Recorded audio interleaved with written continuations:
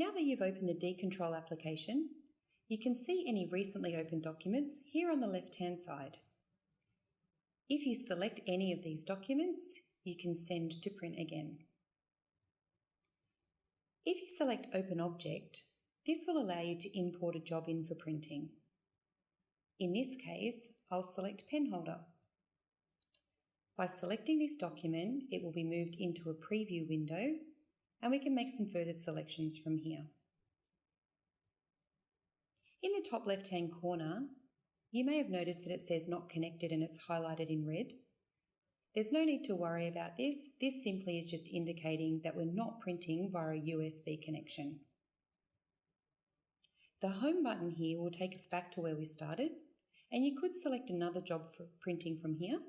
Sometimes you might want to print more than one job at the same time.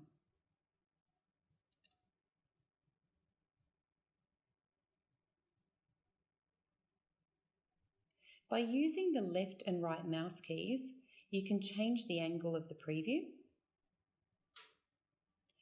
And by selecting Reset Camera from here, it will put you back to where you started. There are some settings here that can be changed for the print job, but it's always recommended to consult with your administrator before you change anything here. Before I hit the Continue button, there are some further options down here on the right-hand side.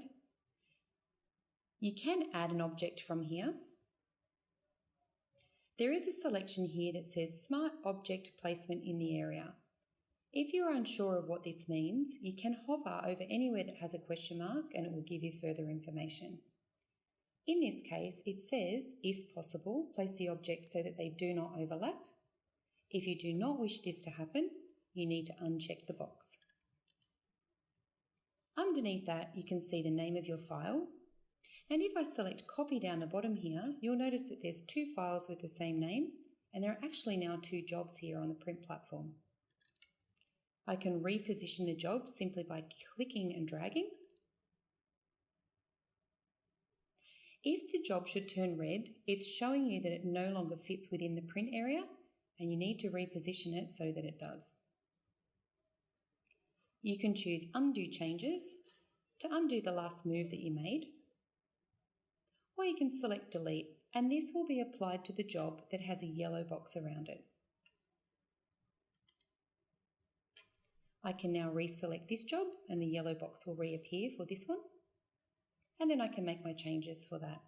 I may want to center. There are some positioning and scaling selections here, so you can actually select on any one of these areas and put a value in, and then select Enter, and you can manually reposition the file. There is also an option here for scaling, so you can change it from the size that it's printing to larger or smaller, as long as it fits within the print chamber. I'll now select Continue.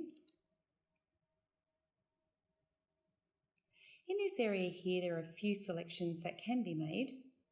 The first option here is Material, and we're always printing in PLA. There isn't actually anything else to select in here. The print quality is set to normal, but if you'd like a better quality print, you can select High, or alternatively you could select Draft. The printing speed can be changed from 100% to a faster or lower speed. We would recommend that you use 100%. If you print at a lower speed or a slower speed, you could expect a better print quality, but it will take longer to print. Sometimes your print jobs need supports. Supports help anything with an overhang or any delicate areas. A support will be printed in amongst your print, and once the print is finished, you'll be able to remove the support away. So if you would like the support printed, you need to select Yes here, and that's usually determined by the job that you're printing. You can see the job name here, and on the right-hand side there are some more settings that can be changed. For the most part, these will stay the same, We'd recommend that if you want to change anything, you should really consult the administrator. However, if you do make a selection change from here, you'll see the value on the right-hand side change red, and that's just to show you that you've changed away from the default. Something like the shell thickness could be changed. If you know that something that you're printing is quite thin, you want to make it thicker to make it stronger so that it won't fall apart after printing. The support type is the support that I mentioned previously. You might want to print that support in lines, but you can also print it as a mesh or a grid. And as I scroll down the bottom here, you can see there are many more selections to be made. If you change something and you want to keep it, you need to select Save. This will be applied to this print job only. You can also select Reset Changes, and that will put everything back to the default settings. And then you need to select Save. Now I'll continue. By selecting Continue, the job will now spool or it will be sent to your print server. The great thing about this is, when it's sitting at the print server, if you have multiple eDee printers, you can go to any one of the eDee printers that you have there, and by using either a PIN number or your access card, you can log on to the printer and release your job for printing from there. You can now see the job spooling, and sometimes this can take a while. It really does depend on what you're printing and the information within the file. When this screen pops up, you have a choice to make, whether you'd like to send the job to the Ysoft server or whether you'd actually like to save this to a disk. This can be saved to a USB disk for printing later on. If you're sending to the server or to the disk, make your selection and then select OK. In this instance, it says that the print job was successfully sent to the server. I can select OK.